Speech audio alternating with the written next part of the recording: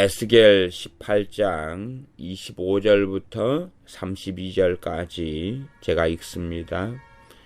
그런데 너희는 이르기를 주의 길이 공평치 않다 하는도다.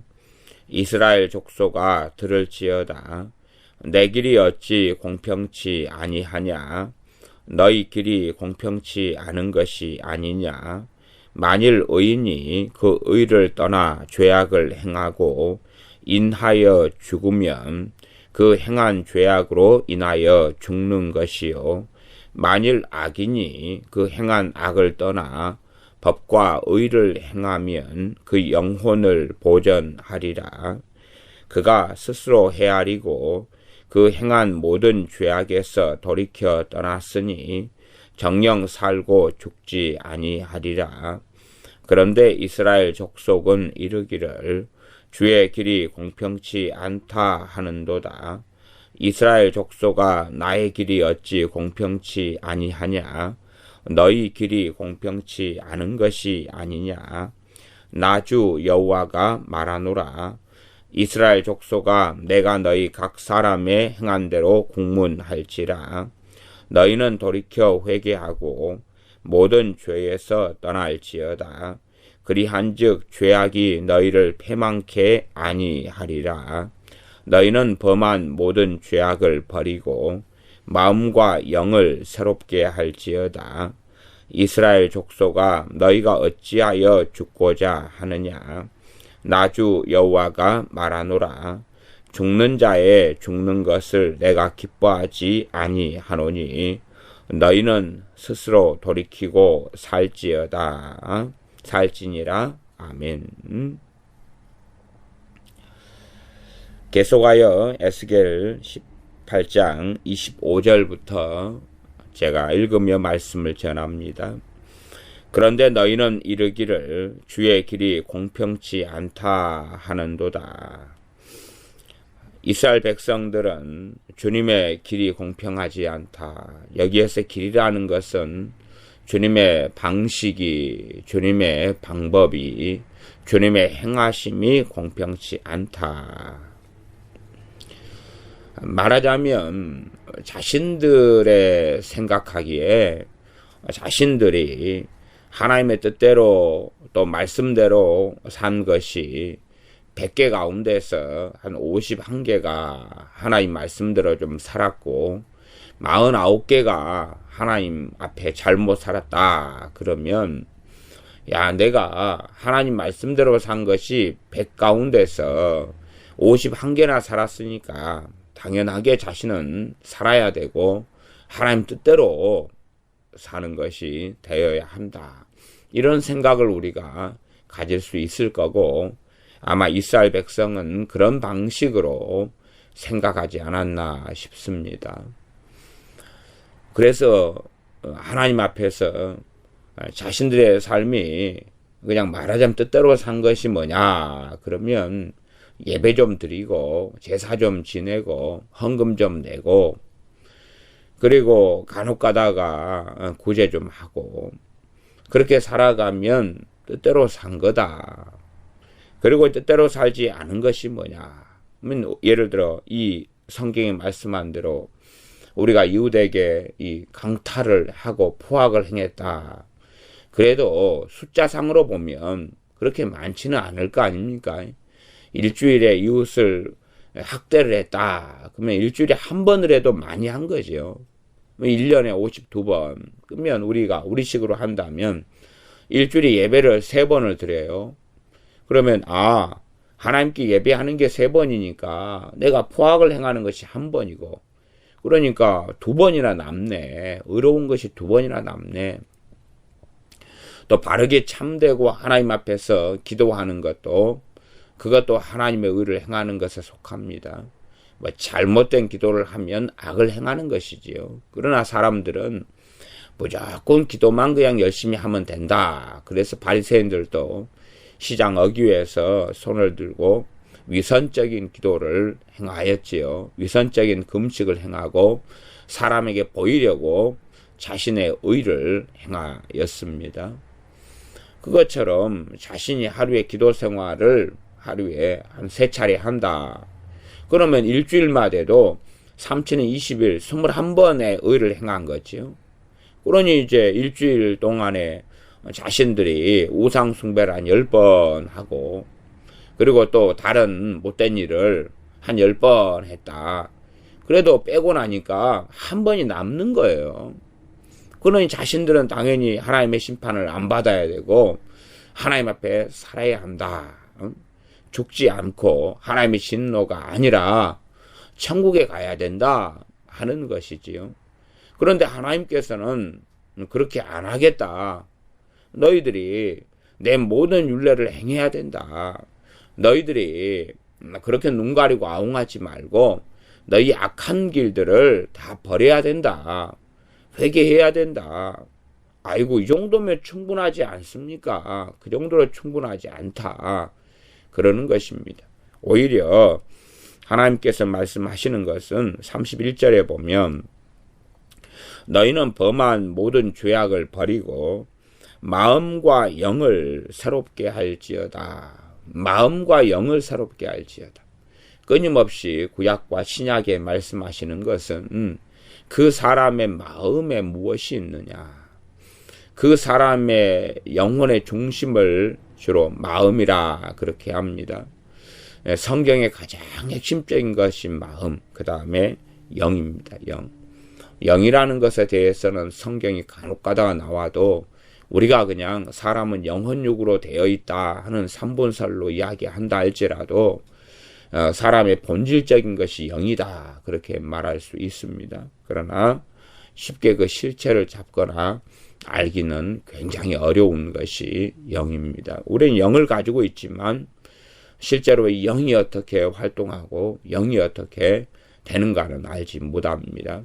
신학적으로는 하나님과 관계가 없어지는 것을 영이 죽었다. 하나님과 이제 관계를 맺고 하나님의 자녀가 된 것을 영이 살았다. 이렇게 정도 표현합니다.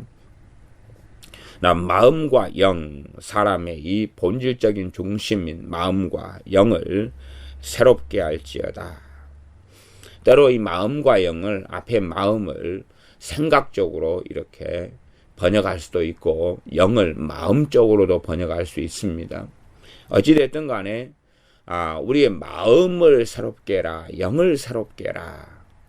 그러면 일주일에 우리가 배 가운데 예배하고 기도하고 또 이웃에게 빵 한 쪼가리 주고 그렇게 살아가면서 자기 판단과 생각에 선한 일을 한 51번 하고 자기 판단에 못된 일을 49번이나 50번 했다. 그렇게 할 때에 과연 그 사람의 마음과 영이 새롭게 된 것이냐, 아니면 뱃속에가 온갖 더러운 것이 있는 것이냐 하는 겁니다. 그래서 하나님의 기준은 첫째는 이 마음과 영의 문제입니다. 마음과 생각의 문제고, 그 사람의 마음, 주님께서 말씀한 대로 너희 마음에 악독이 가득하다. 너희는 마음을 볼진대 마귀의 자식이다.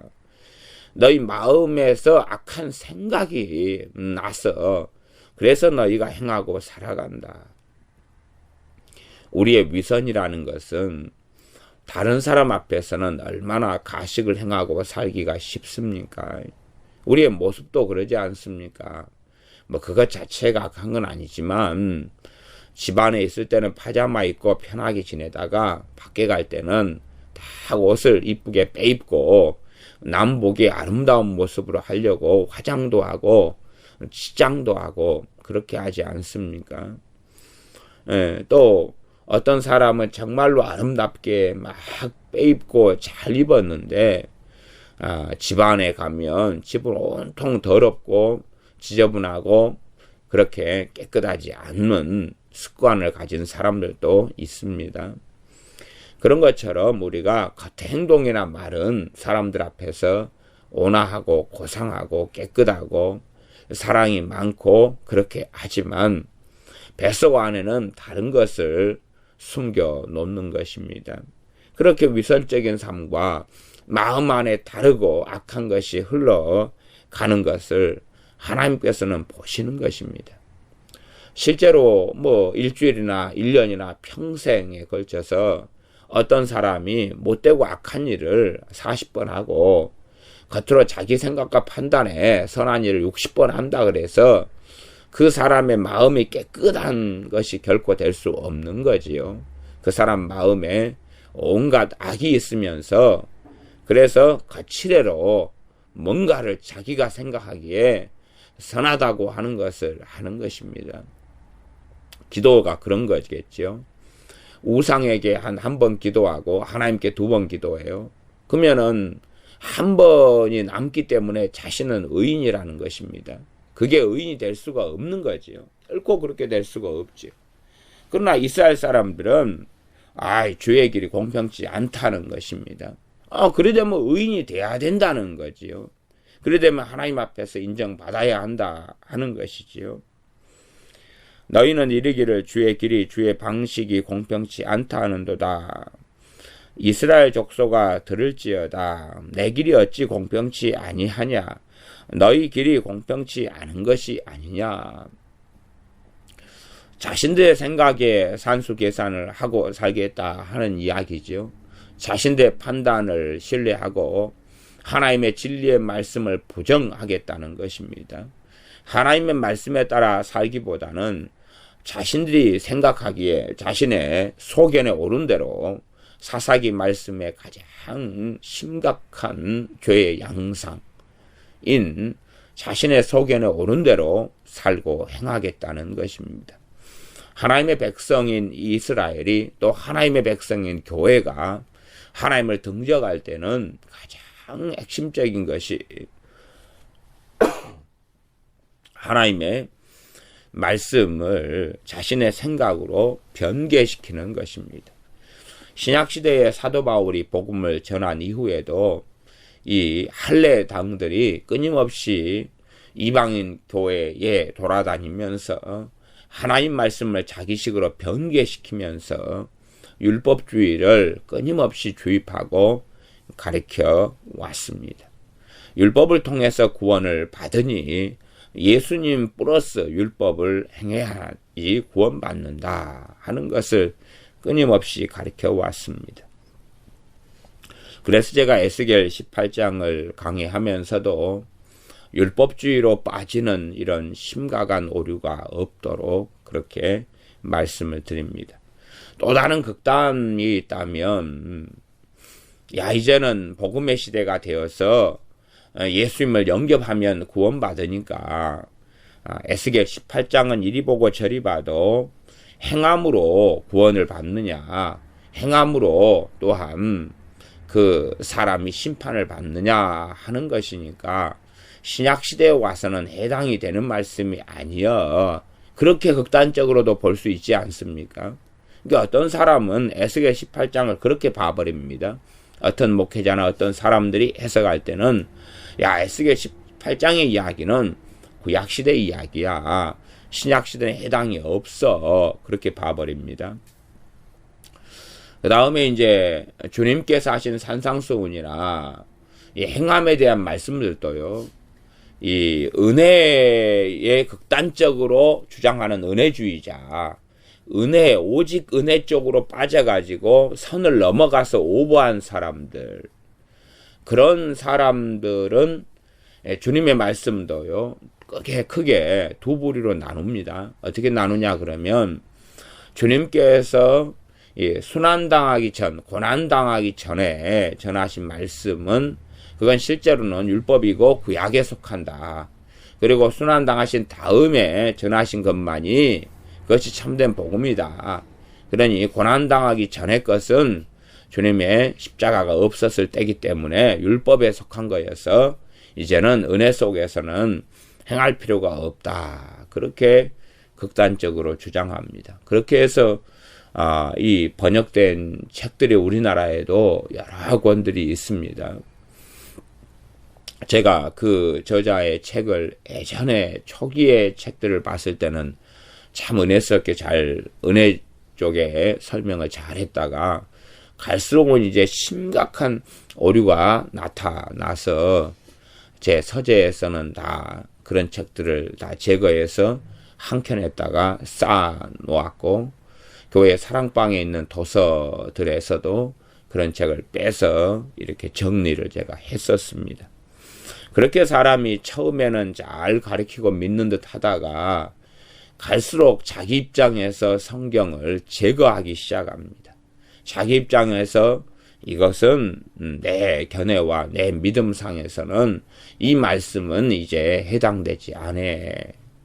갈수록 교회가 타락해져 가고 이스라엘 백성이 타락해져 갔던 이유는 뭐냐 하면 하나님 말씀을 자기의 이 가치관, 자신의 신학, 자신의 관점에서 제거할 건 제거하고 치울 건 치우고 또한 극단적으로 주장하고 믿을 건 믿는다 하는 것입니다.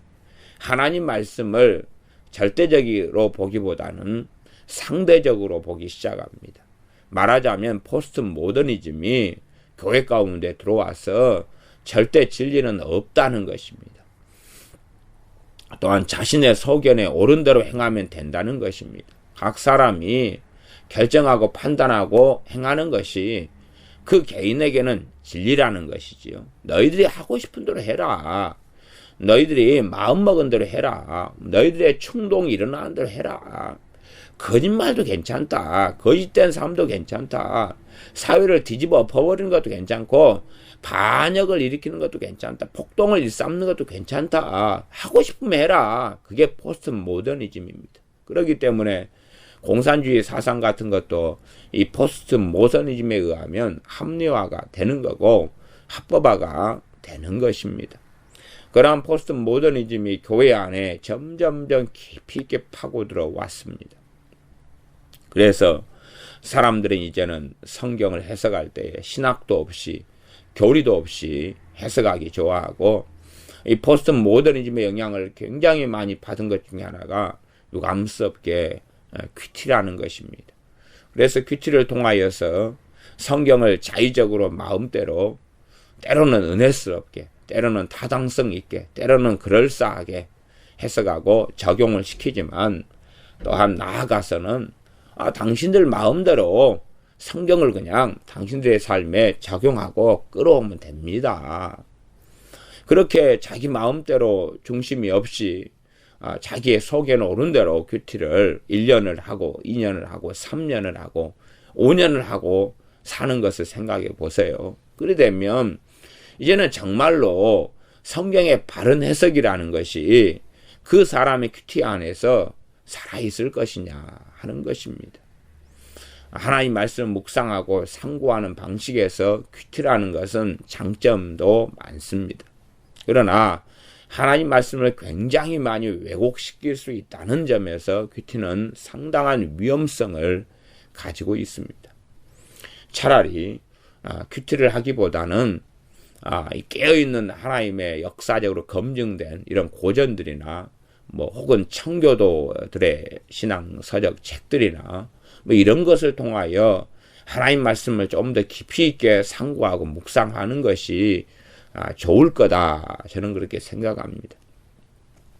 사람이 큐티하는 방식을 보면 끊임없이 반복적으로 수박 겉핥기식으로 그냥 적용하는 수밖에는 없습니다.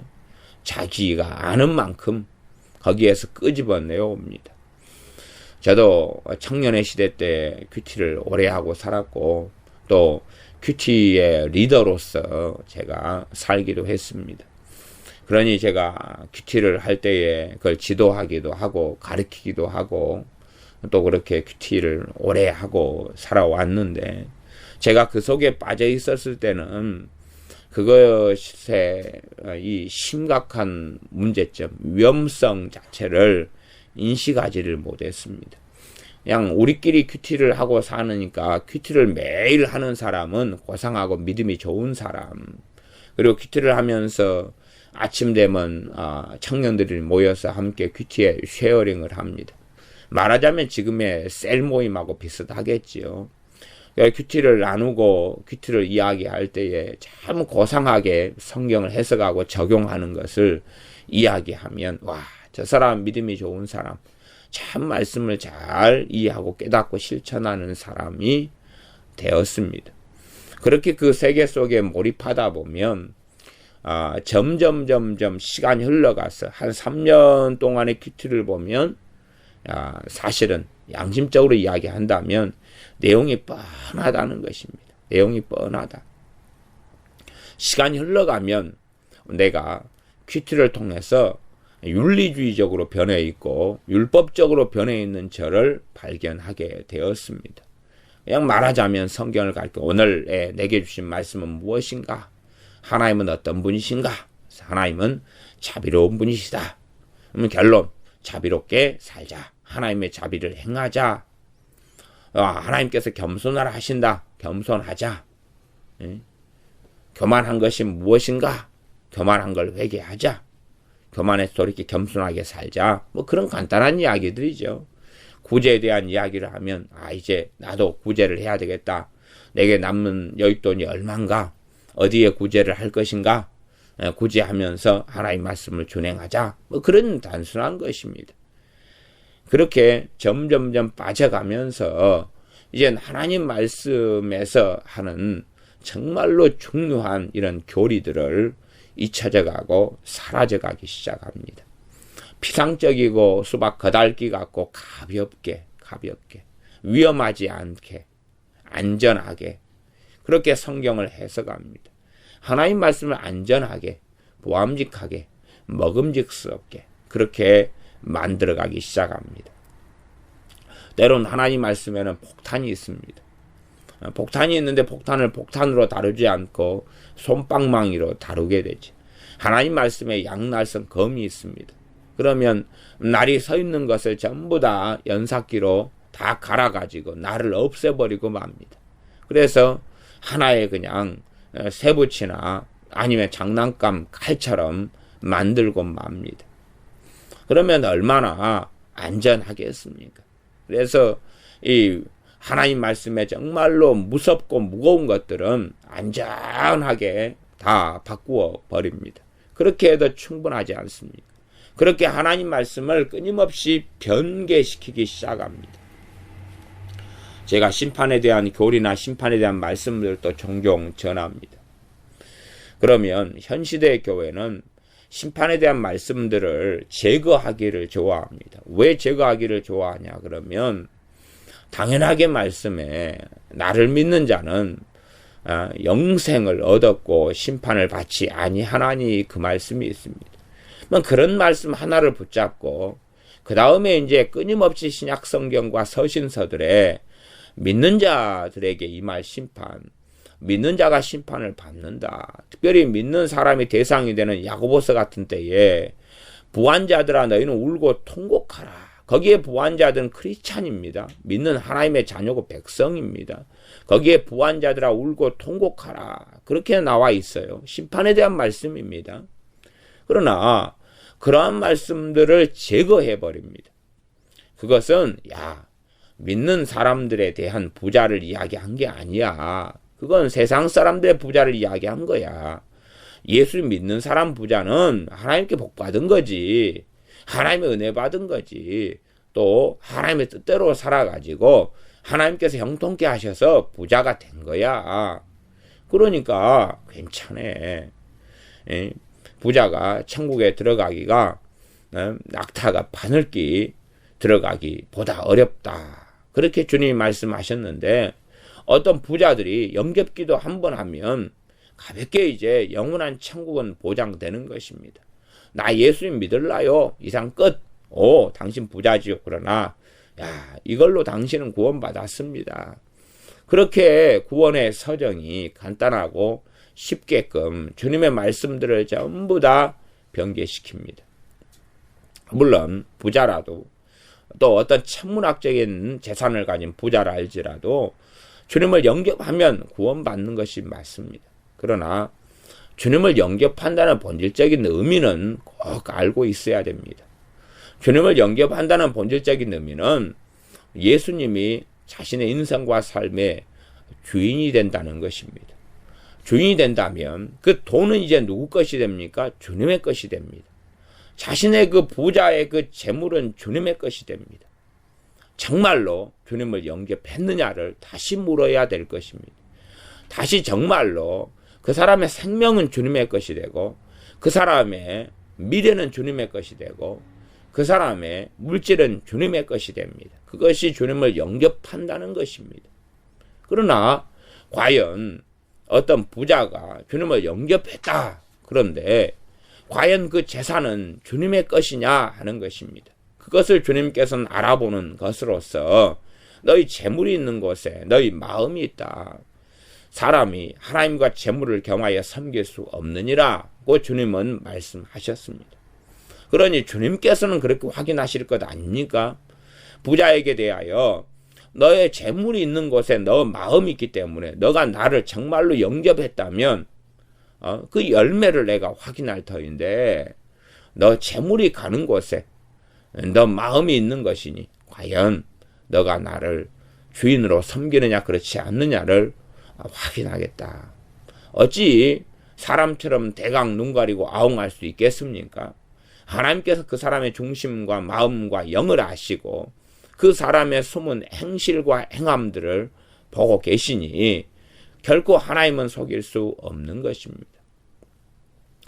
그래서 많은 사람이 요즘에는 단순한 영접기도, 물론 저는 영접기도를 잘 사용하기도 하고 노인분들에게나 병상에 누워있는 분들에게나 영접기도를 간혹 하도록 그렇게 하며 신앙을 돕기도 합니다. 그래서 좋은 무기다. 영접기도 자체를 멸시하거나 터부시해서는 안 될 겁니다. 그러나 그에 대한 위험성도 꼭 알고 있어야 됩니다. 영접기도만 했다. 그래서 예수님 날 위해 십자가에 죽으신 것을 믿습니다. 예수님 그렇게 한다 해서 끝나는 것이 아니라는 사실입니다. 그렇게 해서 끝난다면은 성경 66권이 기록될 필요가 없고 그 내용만 그냥 몇 자락 기록되면 끝날 것 아닙니까? 특별히 신약시대에 와서 이 방대한 서신서들이 기록될 필요도 없고 서신서의 핵심은 뭡니까? 너희가 하나님의 택하신 자녀다. 너희가 구원받은 하나님의 자녀니까 이제 구원을 이루기 위하여 이렇게 살라. 이렇게 행하라. 그럽니다. 아니 구원을 받았다 그러면서 무슨 또 구원을 두렵고 떨림으로 이루라 그러냐. 구원을 받았으면 이제 내가 무슨 짓을 해도 구원 받아야지. 그러나 너희의 인내함으로 너희 영혼을 구원하리라. 이게 무슨 말이냐. 끝까지 견디는 자가 구원을 받는다. 또한 사도 바울 같은 일을 통해서는 하나님의 자녀가 이 구원 얻기 위하여서 많은 환난을 통과해야 할 것이라. 많은 환난을 당하면서도 구원받은 사람이 그 구원은 주님을 믿고 있고 주님을 부인하지 않았을 때 받는 것 아닙니까? 많은 환난을 통과하면서도 주님을 부인하지 않아야 되고 주님을 떠나지 않아야 되는 것입니다. 그러니 환난을 받다 보면 주님을 부인하고 떠나는 사람들이 얼마나 많은가 하는 것입니다. 환난의 시대가 아닌 이 대한민국의 자유민주주의 국가에 살면서도 평화의 시대에 살면서도 많은 사람이 주님을 등지고 떠납니다. 그러면 신앙생활에 환난이 오고 사회나 국가나 교회, 예수님 믿는데 환난이 찾아오면 과연 얼마나 주님을 믿고 섬기고 따르는데 남아있겠느냐는 것입니다. 저는 경제적인 문제 때문에 주님을 부인하고 떠나는 사람들을 많이 봤습니다. 자기 딴에는 기도합니다. 하나님 경제적인 문제를 해결해 주세요. 해결해 주세요. 빚 문제를 해결해 주세요. 해결해 주세요. 기도하는데 쉽게 그것이 해결될 수 있을 리가 없지요. 하나님은 그런 방식으로 행하시지 않기 때문에 그렇습니다. 내가 빚이 10억 있다 그러면 하나님 10억 빚졌는데 해결해 주세요. 해결해 주세요. 해결해 주세요. 그러면 하나님은 한 달 안에 해결해 주셔야 됩니까? 1년 안에 해결해 주셔야 됩니까? 10억 빚을요? 아니면 내가 10만 원 빚이 있습니다. 해결해 주세요. 해결해 주세요. 해결해 주세요. 아마 10만 원 빚은 해결해 달라 그러면 하나님이 빨리 해결해 주실 거라고 저는 개인적으로 생각하고 믿고 있습니다. 그러나 빚이 10억이다. 빚이 5억이다. 그러면 정말로 쉽게 해결될 것이냐? 어떤 사람이 빚을 10억까지, 5억까지 지면서 과연 그 사람은 죄 안 짓고 그런 빚을 지었을 것이냐? 탐심과 탐욕과 정욕과 어리석은 속에 들어가서 죄를 얼마나 지었을 것인가?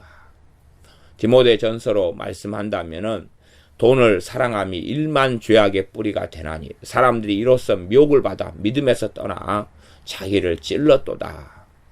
돈을 사랑하는 것이 일만 죄악의 뿌리가 된다. 그러면은 그 빚을 5억 10억을 지면서 1만 가지 죄악 이상을 지었을 거라 하는 것입니다. 그러나 자신들은 그러한 죄를 짓지 않았다고 부정하고 마는 거죠. 단지 빚만 졌지 내가 돈을 다 누구라도 다 사랑하지 않느냐. 내가 무슨 1만 죄악의 뿌리가 되는 이 돈을 사랑하는, 나는 그냥 돈만 그냥 사람들이 원하는 식으로 좋아한 거지 나는 그런 심각한 죄를 짓지 않았다. 그래서 이 돈 문제에 얽혀 들어간 경우는 돈을 사랑함이 일만 죄악의 뿌리가 되기 때문에 무수하게 많은 죄에 얽혀 있어서 그 빚의 문제가, 돈의 문제가 쉽게 해결되지 않음을 알아야 됩니다. 오히려 죄를 회개하면서 죄를 처리해 나가야 됩니다. 그러면서 하나님 앞에 거할 때에 이 빚 문제나 돈 문제가 서서히 조금씩 해결해 가게 되어집니다. 그렇게 해서 인고의 시간을 보내고 고난의 시간을 보내야 됩니다. 제가 빚을 많이 지고 있는 사람들한테 이런 이야기를 하면 그 사람들은 사실은 다 좋아하지 않더라고요. 뭘 좋아하냐 그러면 3일 금식 기도하고 작정 기도하고 40일 작정 기도하면 빚 문제가 다 해결됩니다. 그런 메시지를 듣고 싶어 합니다. 그런데 위안을 받고 제가 그렇게 되지 않습니다. 그러면 아이고 어떤 목사님은 그렇게 설교하고 자기와 함께 3일 금식기도 하고 그러면은 내 믿음이 부족해도 그 목사님의 믿음을 통하여 해결된다고 그러던데요. 나는 그런 목사님의 설교를 들을 거예요. 그런 사람들도 있는 것을 보았습니다. 그러나 그렇게 되지 않습니다. 끊임없이 이제 이 교회가 타락돼 가고 주님을 등져가는 시대에는 하나님을 믿는다 그러지만 그 한신대 뭐 이런데 돌 김용옥이나 또 요즘에 아시죠? 성공회대 교수들부터 시작해서 베레베 신학교 교수들이 믿고 가르치는 신학의 방식대로 하나님 말씀을 변개시키고 더럽히고 그리고 잘못된 것으로 하나님 말씀을 바꾸어 버립니다. 첫째는 성경을 자의적으로 자기 마음대로 해석하는 것입니다. 그렇게 되어야지만이 자신의 생각에 나는 하나님을 잘 믿고 있다. 그렇게 하면서 아주 잘못된 길로 걸어가는 미혹을 받을 수 있는 것입니다.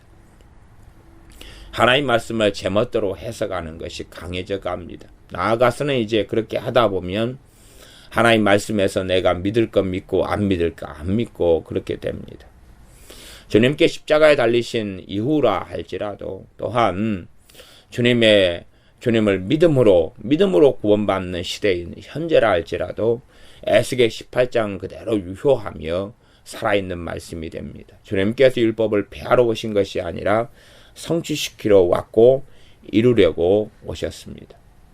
로마서만 해도 뭐라고 말씀하냐 그러면 믿음으로 의를 얻고 의롭게 되어지고 구원받는다 하는 이신칭의를 핵심적으로 가리키는 로마서라 할지라도 끊임없이 그리스도인들의 행함과 삶에 대하여 말씀하고 그러면서 심판에 대한 메시지로서 후반전을 장식합니다.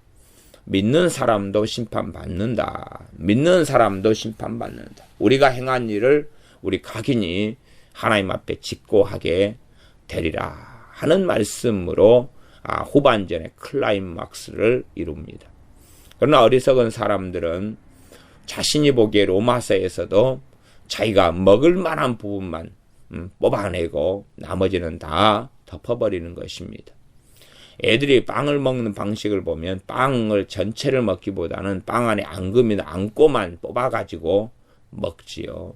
그렇게 해서 이 빵을 먹습니다. 과자가 있어도 그 가운데 맛있는 부분, 케이크가 있으면 케이크 위에 이렇게 데코레이션 돼 있는 그러한 맛있는 몇 개만 뽑아내서 먹고 나머지는 이제 던져버리는 그런 그런 것을 성경이라고 착각하고 생각하는 모양입니다. 그러나 하나님 말씀을 우리는 다 믿어야 됩니다. 또한 나아가서 자기 코에 걸면 코걸이, 귀에 걸면 귀걸이식으로 이로운 식으로 자기 속에는 옳은 대로 성경을 해석해서는 안 됩니다. 갈수록은 그렇게 교회는 변질돼 가면서 주님을 자신들이 떠나가고 있는데도 떠나가고 있는 것을 알지 못하고 믿음에서 실족하며 미혹되어서 타락하고 있는데도 그렇게 됨을 알지 못하는 교회의 시대에 우리는 살아가고 있습니다. 과거에 구약의 하나님의 백성인 이스라엘도 마찬가지였습니다. 자기식으로 하나님의 말씀을 재단하고 판단하니 하나님이 공평치 못한 것이 됩니다. 하나님이 틀린 것이 되지요. 자신들은 대단히 공평하고 의로운데 하나님은 공평하지 못하다. 주의 길이 공평치 않다. 이렇게 말합니다. 그러나 하나님께서는 오히려 25절 하반절에 너희 길이 공평치 않은 것이 아니냐. 너희 길이 공평하지 않다고 말씀하고 선언하고 계십니다. 26절입니다.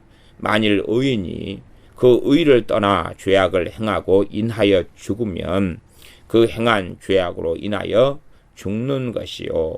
만일 악인이 그 행한 악을 떠나 법과 의를 행하면 그 영혼을 보존하리라.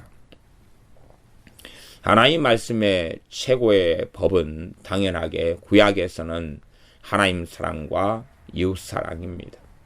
또한 하나님 사랑의 핵심을 이제 성경에서 정말로 우리가 본다면은 당연하게 그것은 우리 주 예수 그리스도를 영접하는 것입니다. 주님을 섬기는 것입니다. 주 예수 그리스도를 따르며 그 제자가 되어서 그 길을 걷는 것이 하나님 사랑입니다. 그러함에 사람들이 하나님을 사랑한다 하는데 하나님을 정말 사랑한다면 주님을 믿고 나아가서 주님의 말씀에 청종하고 또한 하나님을 사랑한다면 하나님 말씀에 귀를 기울이고 하나님께 순종하는 것을 배워야 함이 마땅하다는 것입니다. 그러나 사람들은 법과 의를 행하면 그 영혼을 보존하리라 그렇게 말씀해도 하나님의 이 법, 하나님의 말씀 또한 하나님께서 기뻐하시는 의로운 일들을 행하기보다는 잘못된 식으로 해석해서 안 행해도 살 거야. 안 행해도 돼. 그러면 주님께서 끊임없이 여러 비유와 말씀들을 통해서 열매로 알지라. 열매를 내놔봐라. 그거 주님께서 말씀하실진데 열매가 없어도 괜찮해 라고 주장하는 것입니다. 그래서 정말로 성경에서 가장 중요한 교리 중에 하나가 중생의 교리, 이신칭의의 교리, 거듭남의 교리가 굉장히 중요한데 그러나 성경은 거듭남의 교리 하나로 결국 끝나는 것이 아닙니다. 그렇기 때문에 주님께서도 중생에 대하여 거듭남에 대하여 복음서에서 말씀하시면서도 요한복음 1장에 중생을 말씀하시지요. 거듭남을 말씀하시죠. 그러나 계속 이어지는 걸 볼 때에 하나님 앞에서 하나님을 경외하며 하나님의 말씀을 순종하며 살아야 하는구나. 주님께서 말씀하신 하나님의 뜻을 행하여 의로운 삶을 살아야 하는구나까지 나아가는 것이 맞고 당연한 거다는 이야기입니다. 그런 면에서 에스겔 18장의 말씀은 지금도 타당하고 옳습니다. 당연합니다. 하나님의 자녀들이 법과 의를 행해야 하는 것입니다. 나아가 법과 의를 행하면 그 영혼을 보존하리라. 예수 믿는 사람들이 예수 믿는다고 그러면서 하나님의 법과 의를 행하지 않고 온통 악하게 산다. 그러면 디모데 전서로 한다면 그 사람은 믿음에서 파선했다는 이야기입니다. 선한 양심과 믿음과 착한 양심을 너희는 가져라. 그리고 어떤 이들은 선한 양심을 버렸고 그 믿음에 있어서는 파선하였느니라. 당연히 예수님을 믿음만으로 구원받습니다. 그러나 그 사람이 이제 그 믿음의 여정과 길을 걸어갈 때에 예수님을 믿어야지 구원받지요. 그러나 예수님을 부인해버리는 것이 무엇이냐? 그러면 선한 양심, 착한 양심을 버려버리는 것입니다. 또한 하나님의 법과 의를 행하지 않고 온통 자기 마음대로 악하게 살아가는 것, 그것이 바로 예수님을 부인하고 부정하는 것입니다. 또한 바리새인들처럼 마음속에는 온갖 악한 것을 가지고 있으면서, 온갖 추악한 것을 가지고 있으면서 겉보기에, 사람들 보기에, 또한 교인들 보기에 착한 척, 선한 척, 기도하는 척, 예배하는 척, 하나님을 경외하는 척 한다는 것입니다.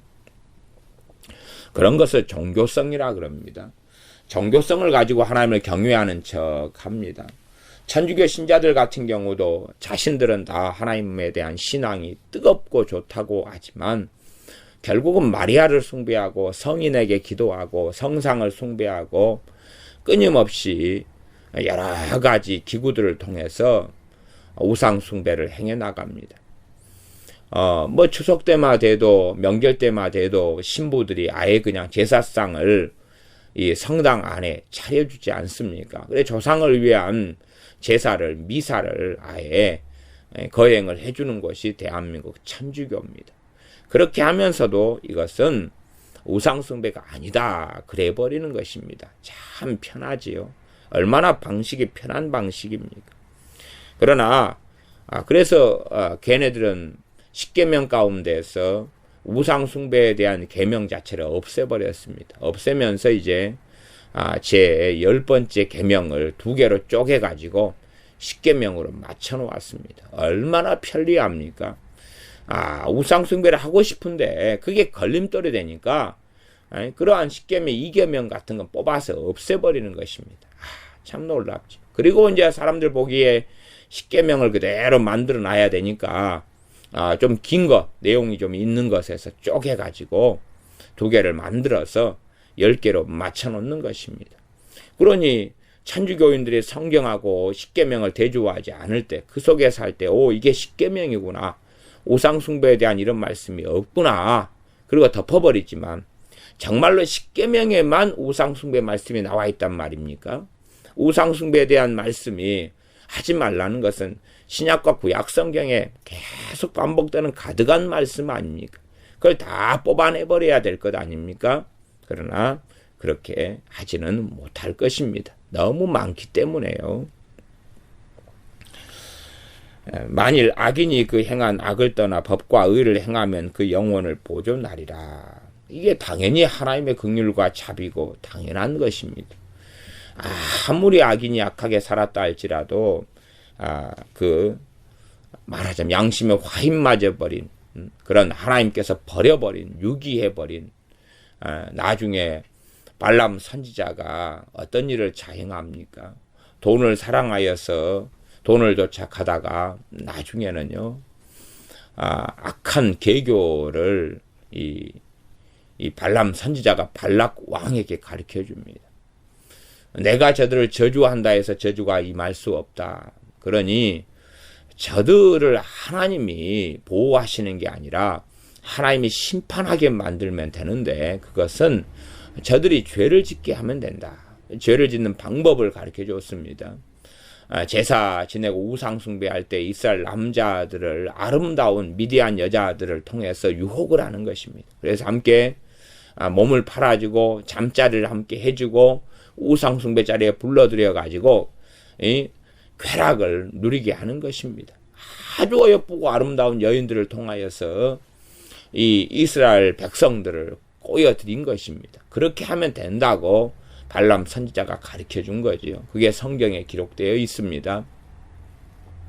그렇게 하니까 이 발락 왕이 그 계교대로 행해가지고 하나님께서 이스라엘 백성에게 진노하시면서 그들을 쳐 죽이시고 하나님 진노가 나타납니다. 그런 과정 속에서 우리가 아시다시피 비느하스가 창을 가지고 가서 그러한 어떤 여자와 남자를 천막 속에 들어가서 찔러 죽였지 않습니까? 그런 하나님의 분을 가지고 분노했었던 사건을 보며 그때 하나님의 진노가 멈추게 되었습니다. 그런 일을 이 발람 선지자가 행했습니다. 그런데도 하나님이 발람 선지자를 용서해야 된다는 이야기입니까? 그게 아니지요. 그게 아닙니다. 하나님께서 발람 선지자를 버리셨습니다. 마찬가지로 이 아말렉을 진멸하라는 사건에 있어서 그 전에도 문제가 되었지만 사울 왕이 하나님을 등지며 하나님께 순종하지 않았습니다. 그래서 하나님께서 사울 왕을 버리셨습니다. 그걸 유기라 그럽니다. 유기. 어떤 사람은 극단적으로 가서 하나님이 유기 버리심이 없다 그러는데 그런 사람은 히브리서를 잘 읽어보시기를 바랍니다. 다시 회개할 기회가 없는 사람들에 대한 본문을 읽어보시면 왜요? 하나님께서 버리셨기 때문에 그렇습니다. 가룟 유다 같은 경우도 주님께서 탄식하시면서 다시 태어나지 않았으면 좋았을 것이다 라고 선언하십니다. 그러면서 가룟 유다에 대한 심판을 선고하셨습니다. 그건 유기고 하나님의 버리심이며 하나님의 심판이고 징벌입니다. 그렇게 하나님께서 이제 어느 때가 지난 가룟 유다를 주님께서 사도에서 박탈시키시고 그를 버리시며 그에게 대한 하나님의 심판을 선고하셨습니다. 그래서 이러한 사람들이 하나님께 돌아올 수 없는 건 당연한 것입니다. 그러나 이제 그러한 사람들 제외하고는 그 어떠한 악인이라 할지라도 구원받을 기회가 있고 돌아올 기회가 있는 것입니다. 극단적으로 말씀드리면 이 에스겔 18장은 악인과 의인의 이분법을 써서 말씀합니다. 물론 또한 성경도 이 극단적인 이 이분법을 사용할 때가 아주 많습니다. 이 천주교 같은 데는 하나님 말씀을 변개를 시켜버리고 성경을 왜곡을 시켰기 때문에 이분법은 생각으로 한다면은 자신들의 지혜와 자신들의 계산으로는 합당하지가 않지요. 주의 길이 공평하지 못하다 하는 것입니다. 그래서 연옥이라는 것을 만들어냈습니다. 연옥이라는 것을 아마 목수를 한 1000명 동원해가지고 뚱땅뚱땅해서 만든 모양입니다. 그래서 천국과 지옥 말고 중간 단계 연옥이 있다. 왜 사람을 이분법으로 나누냐? 사람을 악인과 의인으로 왜 나누냐? 악인과 의인으로 나누지 말고 중간에 것이 있다. 이도저도 아닌 사람들이 있지 않느냐. 이도저도 아닌 사람들이. 그런 사람들은 연옥에 들어가야지. 이도저도 아닌 사람들은 연옥에 들어가야지. 그런 사람들까지 지옥으로 보내는 것은 너무 심한 거 아니냐. 그래서 자신들의 소견에 연옥을 만들어낸 것입니다. 성경하고 전혀 맞지 않는 연옥을 만들어내서 연옥을 믿습니다. 그래서 이 사람들이 이도저도 아니면 천국 갈 정도의 의로움이 아니고 지옥 갈 정도의 악함이 아니면 그런 판단 기준은 자신들의 성경 해석에 달린 거지요. 연옥을 만들어내서 중간 단계가 있다. 그래서 어진간하면 예수를 안 믿고 죽었어도 우리 부모 형제 다 연옥에 있지. 죽은 자를 위해서 우리가 선행을 해주고 죽은 자를 위해서 기도해주고 죽은 자를 위해서 보석 행위를 해주면 연옥에서 천국으로 옮겨가지. 얼마나 좋아. 그렇게 이제 믿고 손을 비비고 살아가는 것입니다. 그러면서 십자성어를 긋고 그러면서 묵주, 저는 염주라 그럽니다.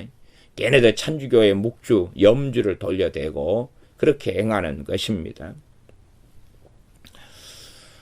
그러나 성경은 이분법을 사용합니다. 악인과 의인, 물론 죄인이라는 표현들이 당연히 많이 나와 있습니다. 그러나 이제 에스겔 18장으로 하면 악인과 의인의 이분법을 사용합니다. 하나님은 그렇게 사용하시는 것입니다. 악인과 의인 두 종류밖에 없다 하는 것입니다. 그러면 극단적인 이야기로서 어떤 사람이 60살 12월 31일에 죽는 사람이 있다. 그런데 그 사람이 60살 12월 30일까지는 악인으로 살다가 그 죽는 날에 의인이 될 수도 있다는 사실입니다. 죽는 날에 그 사람이 그 악을 버리고 의인의 길에 들어설 수 있다는 것입니다. 물론 제가 지난 시간에는 실제적으로 상식적으로 어떤 사람이 악인으로 살아왔다가 그 악인의 악을 버리고 의인으로 전향하는 것은 참 어렵다 이야기했고, 또 의인의 길과 삶을 살아가는 것은 정말 많은 여정이 필요하다. 마찬가지로 의인이 그 의를 버리고 악인으로 전향해서 그 길을 걸어가는 것은 참 그것도 어렵다. 그것도 많은 과정과 시간이 들어간다. 그런 제가 이야기를 했습니다. 그러나 하나님의 관점에서는 어떤 사람은 이 에스겔 18장대로 하나님께서 보실진데, 그 사람이 의인이 악인으로 변해 가더라도 하나님 눈에는 그래도 그 사람이 의인인지 악인인지가 하나님 눈에 판가름이 되실 것 아닙니까? 어떤 사람이 악인의 악을 버리고 의인의 삶을 돌았었다 해도 한순간에 의로운 삶으로 다 행할 수가 없습니다. 그럼에도 하나님의 눈에는 이 악인이 언제 의인이 되었다는 것을 알지 않겠습니까? 예를 들어 우리가 이 삭개오 같은 사람은 악인으로 일컬어지는 사람입니다. 그러나 그 사람이 주님 만나면서 의로운 삶으로 의인으로 전향을 바로 했지 않습니까? 그러니 삭개오는 바로 그날에 의인이 되었고 또한 구원받은 사람이 되었습니다. 그래서 주님께서도 혈통적 이스라엘 사람인 삭개오에 대하여서 사람들은 인정하지 않았죠. 그가 혈통적 이스라엘이지만 그는 저주받은 사람이고 악인이다 그랬지만, 그날에 주님께서 삭개오에 대하여 이 구원이 이르렀다라고 말씀하시고 이 사람이 이스라엘의 아들이다라고 선언하셨습니다. 그렇게 하나님의 이 이분법이 의인과 악인인데, 그러니까 어떤 사람은 딱 죽는 날 그날에 악인의 삶을 어제까지 살다가 오늘 인생을 마감하는데 오늘 의인이 될 수 있다는 이야기입니다. 이것이 얼마나 큰 긍휼과 은혜와 자비입니까? 주님께서 이 포도원 주인하고 그 다음에 일꾼들의 비유, 포도원 품꾼들의 비유를 통해서 말씀하셨습니다. 아침 일찍 온 사람도 한 데나리온이었고, 또한 점심때 와서 일한 품꾼들도 한 데나리온을 주셨고, 또한 저녁나절에 말하자면 6시가 일 끝나는 시간인데 5시에 데려오셔서 1시간 일 시킨 품꾼들에게도 한 데나리온을 주었습니다. 그때에 빨리 일찍 일한 사람들은 주인에게 불평을 일삼았습니다. 이거 불공평하다. 그러나 주인께서 뭐라고 말씀하셨습니까? 너희는 너희 것이나 가지고 가라. 내가 너희한테 불공평하게 한 것이 아니지 않느냐. 내가 내 것을 가지고 이렇게 은혜를 베풀고 한다는데 너희가 무슨 참견이냐. 내 것에 대해서 무슨 참견이냐.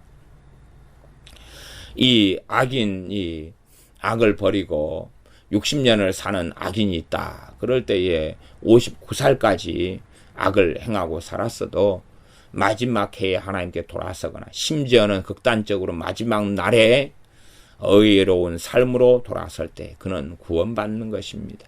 이건 말할 수 없는 하나님의 긍휼과 자비가 되어집니다. 말할 수 없는 하나님의 긍휼과 자비가 됩니다.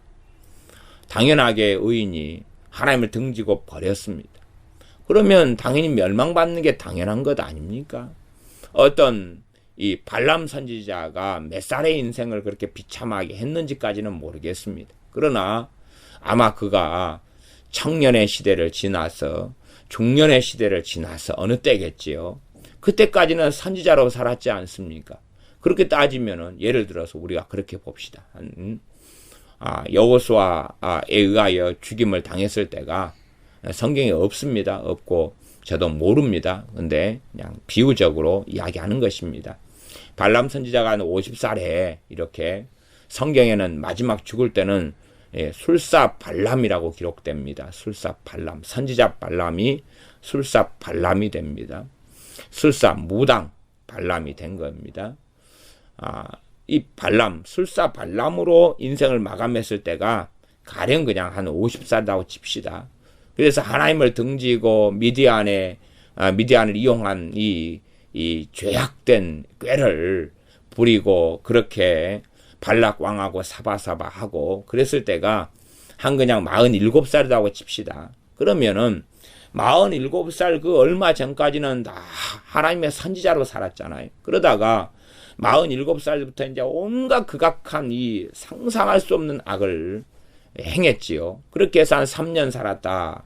그러면 이스라엘 사람 입장으로서는 47년을 하나님 앞에 살았는데 빼기 3년 해봐야 이 의로운 삶이 44년이 남지 않습니까? 하나님 그러는 것입니다. 그러나 이건 상식이 없어도 보통 없는 게 아니지요. 말이 되는 이야기를 해야지요. 그 사람의 인생의 마감이 이런 술사 발람으로 인생을 마감했으면 그 사람이 택한 곳인 지옥으로 떨어지는 것이 당연한 것입니다. 그래서 우리의 속담에도 유종의 미를 거두라 하는 것처럼 참으로 유종의 미를 잘 거두어야 됩니다. 마지막에 돌아가실 때 심지어 주님을 부인하는 사람도 있습니다. 그러면 끝나는 것이죠. 물론 그 사람이 입으로 주여 주여 하는 사람인지 그렇지 않은 사람인지까지는 정확하게는 주님만 판단하고 아실 것입니다. 그러나 어떤 의인이 그 의를 떠나서 죄악을 행하고 살다가 죽으면 당연히 그 행한 죄악으로 인하여 죽는 것은 당연합니다. 그래서 단지 여기서 26절에 죽으면 그 행한 죄악으로 인하여 죽는 것이요. 그래서 여기서 죽는다 하는 것과 뒤에 죽는다 하는 것이 겹치고 같은 뜻이면서도 뒤에 죽는다는 영원한 멸망, 영원한 심판, 지옥의 심판을 함유하고 있는 죽는다가 되겠습니다. 28절 그가 스스로 헤아리고 그 행한 모든 죄악에서 돌이켜 떠났으니 당연히 말씀의 기준은 그가 스스로 헤아리고 그 행한 모든 죄악에서 돌이켜 떠났다. 그렇게 말씀합니다. 그 어떤 사람이 자신의 모든 죄악에서 돌이켜 떠날 수 있겠습니까? 그러나 실상은 주님의 십자가를 통하여 주님의 피를 통하여 또한 하나님께 회개하고 엎드림을 통하여 그가 심지어 얼마의 죄악 밖에는 떠나지 않았는데 하나님께서 그를 간과하시고 모든 죄악에서 떠났다고 해 주실 때가 얼마나 많은지 모르겠습니다. 모든 죄악에서 떠났다.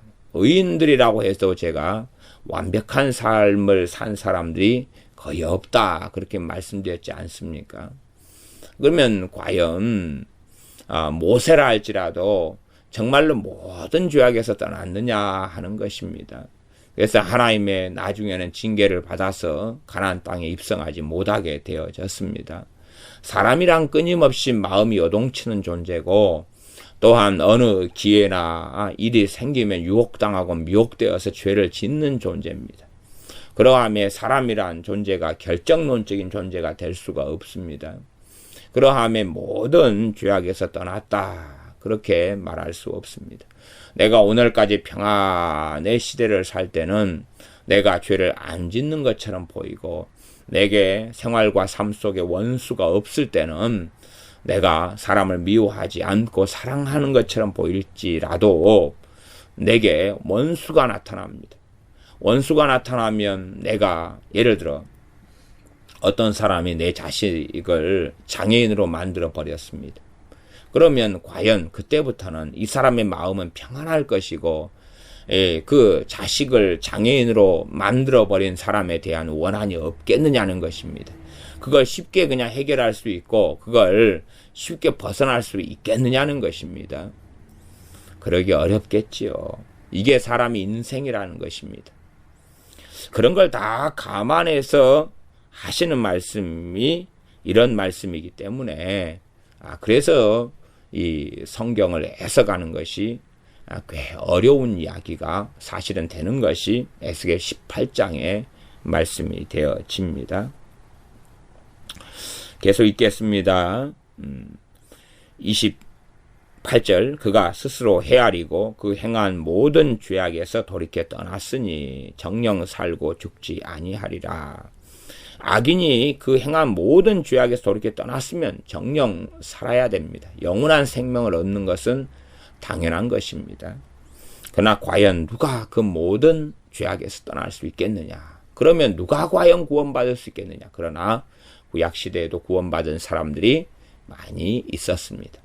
그러나 실제로 모든 죄악에서 떠난 건 아니었습니다. 그러니 그들의 회개가 항상 회개의 길을 열어놓으셨던 거지요.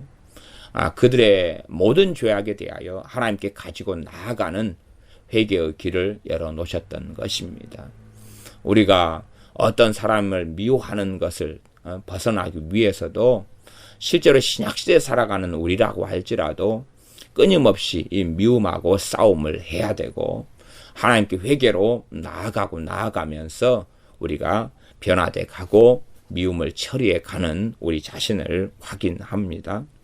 29절 그런데 이스라엘 족속은 이르기를 주의 길이 공평치 않다 하는도다. 이스라엘 족속아 나의 길이 어찌 공평치 아니하냐? 너희 길이 공평치 않은 것이 아니냐? 25절 말씀을 다시 반복하십니다. 그 사이에 하나님께서 이스라엘과 사실상 변론하시고 변증하시는 것이 25절, 26절, 27절, 28절이 되겠습니다. 26절부터 8절까지 하나님의 변론이고 변증입니다. 이사야서에 오라 우리가 서로 변론하자 할 때 하나님께서 변론하시고 다시 25절을 반복하시는 것이 29절입니다. 너희 길이 공평치 않은 것이다. 너희 방식이 틀린 것이다. 너희가 틀린 것이다. 내가 틀린 게 아니라 너희가 틀렸다. 그러나 이렇게 하나님과 함께 직접적으로 누가 변론을 할 수 있겠습니까?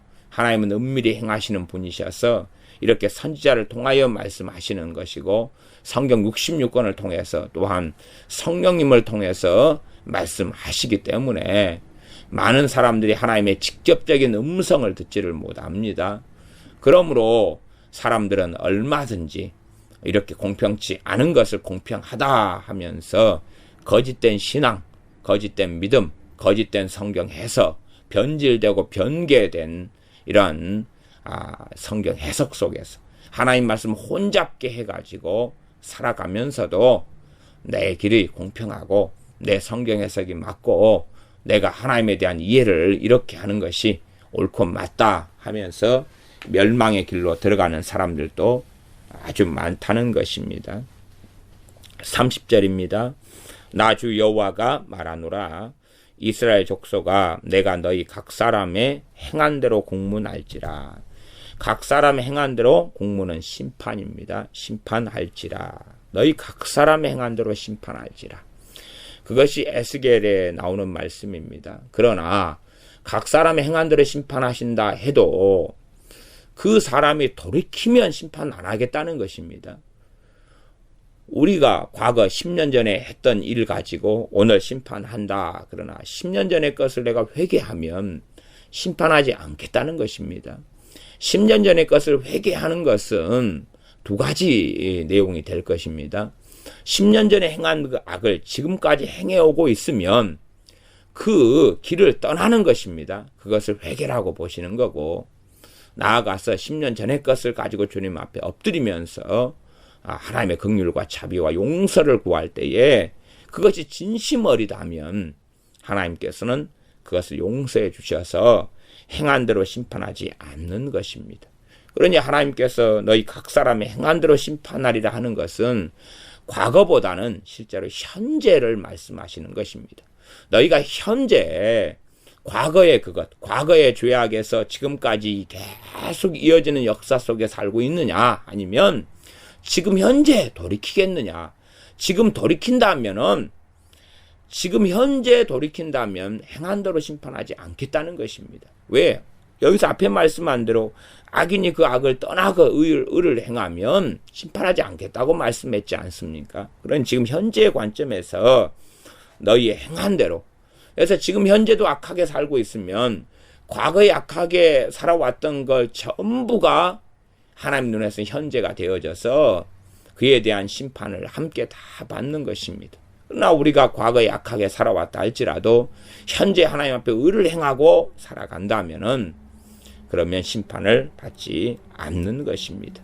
우리가 과거에 20년을 악을 행하고 살아왔다가 이제 현재 올해 첫해, 올해 1년도 안 되는 시간 동안에 하나님 앞에 회개하며 의를 행하고 있으면 그러면 과거 20년 동안 이 했던 악한 것들에 대하여 심판하지 않겠다고 말씀하고 계시는 것입니다. 그러니 얼마나 놀라운 하나님의 은혜이며 하나님의 긍휼이며 하나님의 자비입니까? 이런 하나님을 알고 있어야 됩니다. 30절 나주 여호와가 말하노라 이스라엘 족속아 내가 너희 각 사람의 행한 대로 공문할지라 너희는 돌이켜 회개하고 그 말이죠. 제가 지금 앞에 말씀드렸던 내용입니다. 너희는 돌이켜 회개하고 모든 죄에서 떠날지어다. 왜? 행한 대로 심판하지 않기 위하여 말씀하시는 것입니다. 그리한즉 죄악이 너희를 패망케 하지 아니하리라. 그러나 너희가 이러한 죄악을 떠나지 않으면 너희의 그 죄악이 너희를 패망케 멸망케 할 것이다. 너희는 범한 모든 죄악을 버리고 마음과 영을 새롭게 할지어다. 우리의 죄의 중심과 본질은 우리 마음에가 있는 것입니다. 이 마음을 새롭게 해야 됩니다. 그래서 에스겔서에서도 성령님을 통하여 마음과 영을 새롭게 하는 이야기, 또한 하나님께서 회복시키실 때에 새 마음과 새 정신과 새 영을 주겠다는 말씀이 나와 있습니다.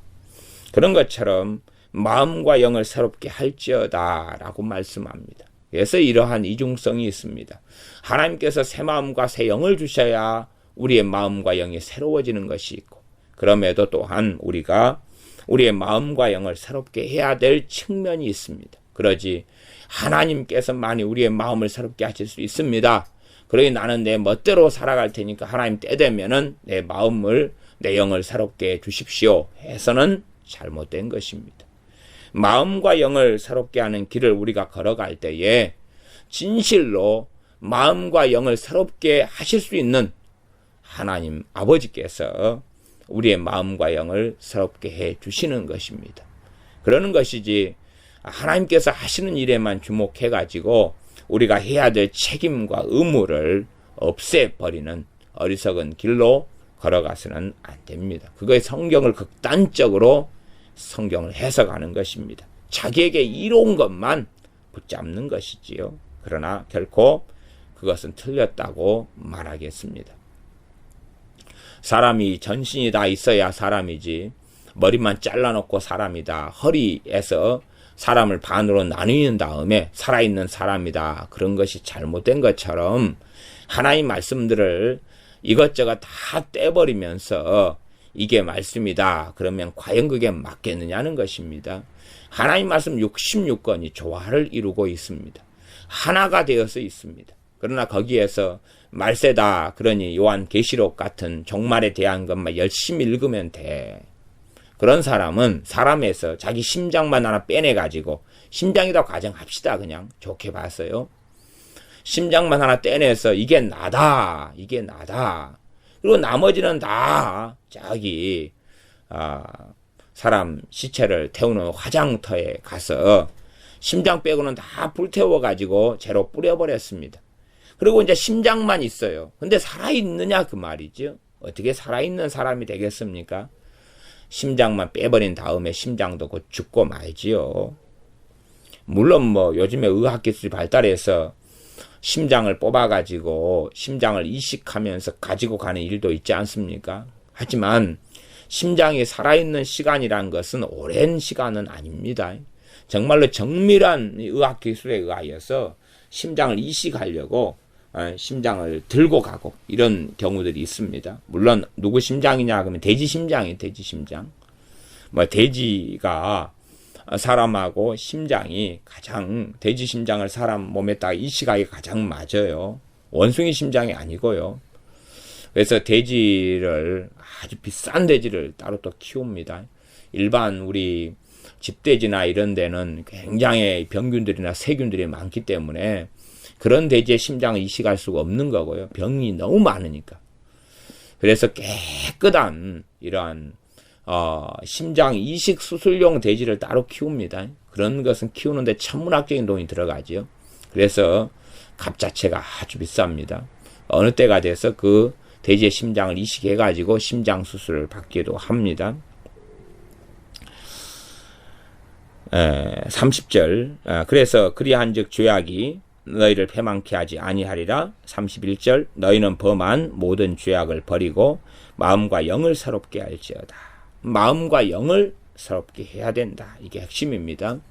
우리의 마음을 새롭게 해야 되고 영을 새롭게 해야 된다. 그래서 하나님 말씀을 통하여서 시편 119편은 사람의 마음이 깨끗하게 되고 변화된다고 말씀하지요. 마음과 영을 새롭게 하려면 하나님 말씀을 붙잡아야 되고 하나님 말씀을 받아들여야 되고 하나님 말씀을 새겨야 됩니다. 하나님 말씀은 살았고 운동력이 있어서 하나님 말씀은 능력 있고 권능이 있습니다. 하나님 말씀을 우리가 붙잡을 때 하나님 말씀이 우리를 변화시키고 우리의 마음과 영을 새롭게 합니다. 어떤 면에서 내가 너에게 새 마음과 새 영을 주리라 할 때에 정말 놀라운 진리의 말씀을 전하신다 하는 이야기도 됩니다. 놀라운 우리 주님을 통한 진리의 말씀을 전하시는 것입니다. 그 말씀을 받아들이면 결국 마음과 영이 새롭게 되고 새 마음과 새 영을 받는 것하고 같은 일이지요. 그러나 주님을 통한 진리 대신 주님께서 진리의 말씀을 아버지의 말씀은 진리이다. 아버지의 말씀을 이 땅에 오셔서 증거하셨습니다. 그때 그 진리의 말씀을 받아들이지 않은 사람들은 새 영과 새 마음을 받을 수가 없었던 것이지요. 그러나 주님을 통하여서 말씀을 증거하신 아버지의 말씀을 증거하신 주님, 내가 내 것을 가지고 전하지 않고 다 아버지의 것을 가지고 나는 증거한다 라고 주님께서 하셨던 것처럼 아버지의 말씀을 증거하시는 것. 산상수훈도 본질적으로 아버지의 말씀입니다. 그걸 이해 못하는 사람은 성경을 귓등으로 보는 사람입니다. 주님께서 사복음서에 증거하신 말씀들은 다 아버지의 말씀이기 때문에 이 구약과 차이가 없는 말씀입니다. 구약에 아버지 하나님께서 증거하신 말씀이 다르고 예수님이 하신 말씀이 다르다는 게 아니라 우리 주님께서 친히 말씀하셨습니다. 내가 한 말은 다 아버지 말씀이다. 내 말이 아니다. 내 말이 아니다. 나는 내 것을 가지고 알린 것이 아니다. 아버지의 말씀을 나는 전한 거다. 라고 하셨습니다. 그래서 아버지 하나님의 말씀, 우리 주님의 말씀을 받아들이는 사람들은 새 마음과 새 영을 받게 되었습니다. 주님께서 복음을 전하셨죠. 복음을 받는 사람들은 새 영과 새 마음을 받게 되었다는 사실입니다. 마음과 영을 새롭게 할지어다.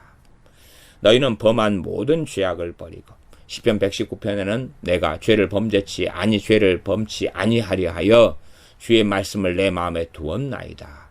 이 모든 범한 죄악을 버리고 떠나는 방법이 뭡니까? 최고 놀라운 것이 뭡니까? 하나님의 말씀, 주님의 말씀을 우리의 마음에 받는 것입니다. 말씀을 받아들여서 말씀으로의 가치관을 삼고 말씀으로 선한 양심을 만들어내고 빚어내 가는 것입니다. 이스라엘 족속아 너희가 어찌하여 죽고자 하느냐. 32절 나 주 여호와가 말하노라. 죽는 자의 죽는 것을 내가 기뻐하지 아니하노니 너희는 스스로 돌이키고 살지어다. 죽는 자의 죽는 것. 여기서 죽는 자는 죽을 자 이렇게 이해하시면 좋겠습니다. 죽을 자의 죽는 것. 죽을 자는 악인이죠. 멸망받을 자의 죽는 것. 당연히 멸망받을 자가 멸망받는 것을 기뻐하지 아니하신다. 오히려 우리가 볼 때는 저 악인은 그냥 확 죽어버려야 될 것 같은데 그러나 하나님께서는 그라도 회개하고 돌아서기를 원해서 구원받기를 원하신다. 이것이 우리의 사랑보다 위대한 사랑이며 우리의 긍휼보다 위대한 긍휼이시며 우리의 자비보다 위대한 하나님의 자비가 되어집니다. 그래서 이 죽는 자는 죽을 자 아니면 죽을 죄를 지은 사람, 죽을 죄를 지은 자, 악인이지요. 그래서 죽는 자는 악인을 이야기합니다. 이는 죽을 자의 죽는 것을 내가 기뻐하지 않는다. 너희는 스스로 돌이키고 살지어다. 우리의 사람의 책임을 부각시킨 성경이 에스겔 18장이 되겠습니다. 어떠한 말씀은 하나님의 행하심을 부각시키는 성경이 있고 어떤 것은 사람에게 초점을 맞추는데 여기 에스겔 18장은 당연하게 이스라엘 백성들에게 초점을 맞추는 것이 맞습니다. 그들이 돌이켜야 하기 때문에 그렇습니다. 하나님께서 이들을 돌이키시려고 지금 에스겔 선지자를 통해서 말씀하시는 것 아닙니까? 하나님은 이들을 돌이키시려고 하나님의 일을 행하시고 말씀을 이렇게 에스겔 18장처럼 이스라엘에게 전하고 계신 것입니다. 그러니 이제 남은 것은 이스라엘 백성이 이 하나님의 말씀을 청종하고 듣고 돌이키는 것이 남아 있는 것입니다.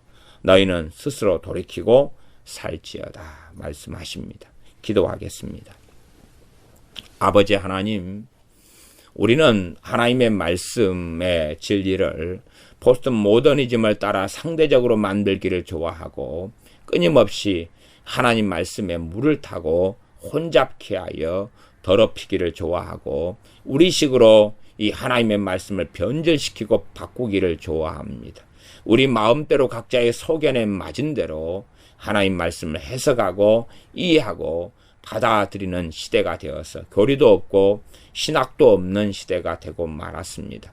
우리가 어리석어져서 하나님 말씀을 마음대로 바꾸면서 하나님의 길이 공평치 못하다라고 주장하는 어리석은 사람들이 되지 아니하고 하나님 말씀 66권을 바르게 보며 바르게 깨달으며 말씀을 변개시키는 사람들이 아니라 바르게 잘 믿는 사람들, 잘 깨닫고 아는 사람들이 되게 하여 주셔서 하나님 말씀을 통해서 우리의 마음과 영이 새로워지오매 하나님 말씀을 아멘 하고 마음으로 받고 마음에 새겨서 말씀이 살았고 운동력이 있어 우리의 혼과 영과 및 관절과 홀수를 찔러 쪼개며 온갖 더러운 것을 치워내며 죄를 무너뜨리며 말씀을 통하여 역사하시는 성령 하나님을 통하여 마음과 영이 새로워지게 하여 주시옵소서. 우리가 하나님의 말씀을 통하여 마음과 영이 새로워져서 모든 죄를 떠나고 하나님께 기뻐하시는 의를 행하여 열매 없는 사람들이 아니라 열매를 가득히 하나님께 맺는 그러한 의로운 사람으로 의인의 삶으로 인생을 마감케 하여 주시옵소서. 예수님의 이름으로 기도하옵나이다. 아멘.